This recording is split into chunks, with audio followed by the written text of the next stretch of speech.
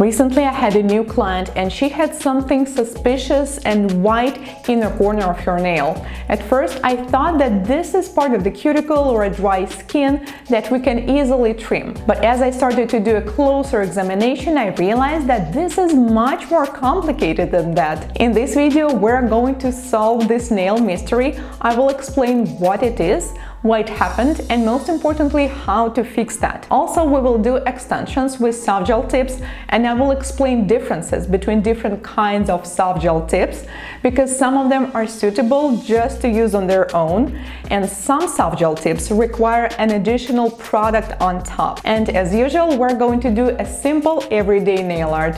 Let's get started. Hello guys, this is Anastasia and this is the hand of my client.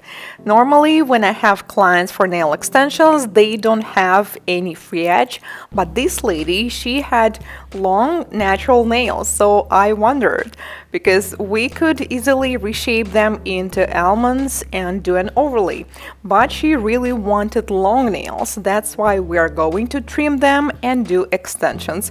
But first we are going to start by pushing back the cuticles, and the fastest way to get rid of the free edge of the natural nail is to use manicure scissors.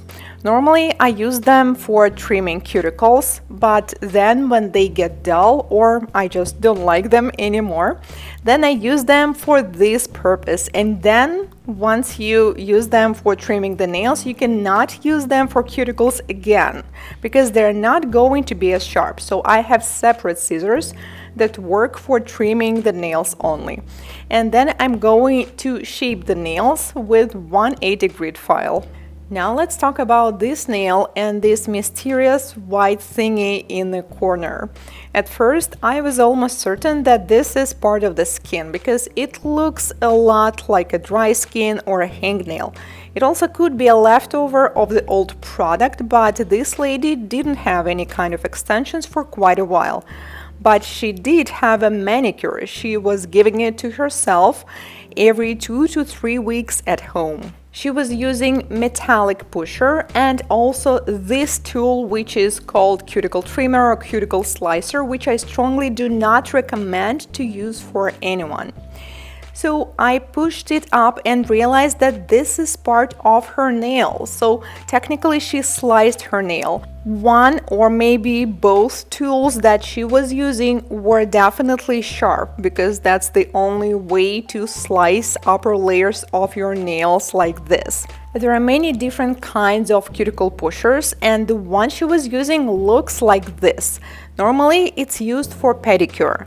You can also use it for manicure too, but in my opinion it's not super convenient, and even for professional it's not the easiest shape to use. And also if it's too sharp, it will be extremely hard to use it on yourself. As for this cuticle slicer or cuticle trimmer tool, if it's dull, then it will not really do anything. And if it's sharp, then you can easily remove more cuticle than you're supposed to because it's extremely hard to control it with this tool. This tool is never used by professionals. Normally it comes with the kits for home use. And like I said, for home use, it's almost not possible to remove it properly. So this is how we're going to fix it now. I'm doing dry manicure as usual, and then I carefully go to this area and remove it because unfortunately we cannot put back these layers that are already separated from the nail plate, and if we leave it like this, we will not be able to do extensions. I am being super careful because underneath the nail plate is super thin now, and I don't want to damage or overfile it even more. Since it was part of the nail plate and not the skin, it wouldn't be possible to do this with nippers or scissors because a little part will still be there, and in this case I think electric nail file is the perfect tool. Now let's continue to prep the nails. I'm going to take off the surface shine with 180 grit file. I would love to read your comments, guys, about this cuticle slicer tool. Have you had any experience with it? Have you tried it? What do you think about it? Because I'm also working on a new video. I get many questions about home use products and tools. So I'm doing a little research and all of your comments would be super helpful. Meanwhile, I proceed to trimming cuticles and aponicum, and as I mentioned, I'm using a different manicure scissors. This is the ones that I use for skin only. And yes, you need to sharpen them from time to time because they're going to get dull, and once they do, it will not be possible to do anything properly. Earlier in this video, I mentioned that cuticle slicer is not the best tool for cuticle remover, so I recommend cuticle scissors, nippers, or if you don't have much of a dry skin, you can use a cuticle softener and that's it. Now let's proceed to nail extensions. I will be using Milky soft gel tips, and first we need to find the correct size. These tips are by brand which is called True Nail, and there are different kinds of soft gel tips.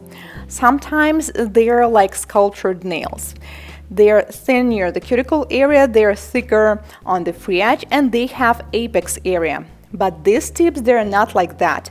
They're super thin near the cuticle area as well as on the free edge, which means we cannot just apply them and leave them like that. We also need to add a little bit of product on top and build a structure. These client's nails are rather small, but you need to pick the correct size. They're still a little wide, so it's important that the tip is going to cover the entire nail from one side to the other, because if it won't, these nails won't last. Then we need to apply prep products, dehydrator and non-acid primer, as well as the thin coat of the base coat, and cure it for 30 seconds in LED. Lately, I've been using soft gel tips a lot, and I really like the ones that already have color, just like this one, natural color. But they are still a little bit see-through, so you do not need to worry on when you apply them that you will have any bubbles. I mean, you still can see it. So if you notice that something is wrong or you didn't take enough gel, then quickly take it off before curing. As usual, I left a little margin near the cuticle, and we don't really need to file and shape them. I just want to get rid of this residue on the free edge. And then I'm going to use carbide bead with blue abrasive mark. The speed is 22,000 rotations per minute, and I'm going to quickly file off this area. With these tips, it's super fast and simple because they're so thin already. How can we tell if these tips are suitable for full cover nail application without any product on top, or do you need to add some product to build the structure? Simply take the tip and take a look at the cuticle area. Take another tip from the same kit and compare the thickness on the free edge. If it's exactly the same, it's super thin on both sides, then you will probably need some extra product. But if it's definitely thicker on the free edge, then you do not need to worry about some additional product. You can simply use them as full cover tips and apply colors, nail art, whatever you decided on top. Since we already have a milky natural background with the tips, we decided to add some colorful flakes near the cuticle, different color on each nail, and we also need some extra product on top. So I'm going to use this semi-transparent milky color, and also I will leave a tiny margin near the cuticle. I mean, I am going to cover it up because we need some product there, but near the cuticle area the product is always supposed to be thinner, so these flakes will still be see-through. When you're building the structure on top of soft gel tips, keep in mind that it's not the same like we're building the nail from scratch. We already have some product there and we don't want to make this nail super thick or bulky. I just want to make sure that now we have enough product near the cuticle area and especially in the apex area. Along the sidewalls, on the free edge, we don't need much product. This milky builder gel is rather thick consistency, which gives me enough time to do the application.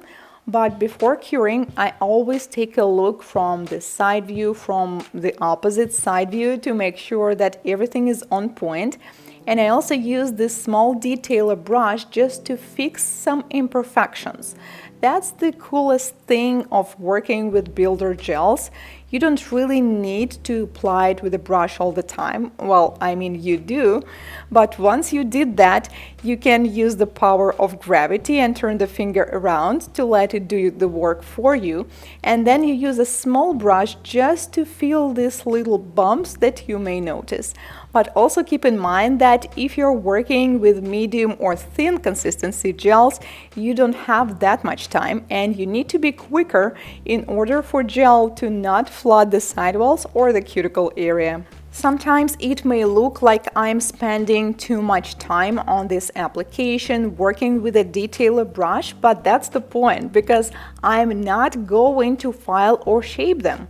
Why would we need that? We already have this perfect shape because of the soft gel tips and this product I applied on top. I just make sure that it's smooth and flawless before curing because time is money, as you know. Then we seal it with a glossy top coat and we're done. Let me guys know what do you think about these nails, and thank you so much for watching. Do not forget to subscribe as I post new tutorials every week, and I will see you in my next one. Goodbye.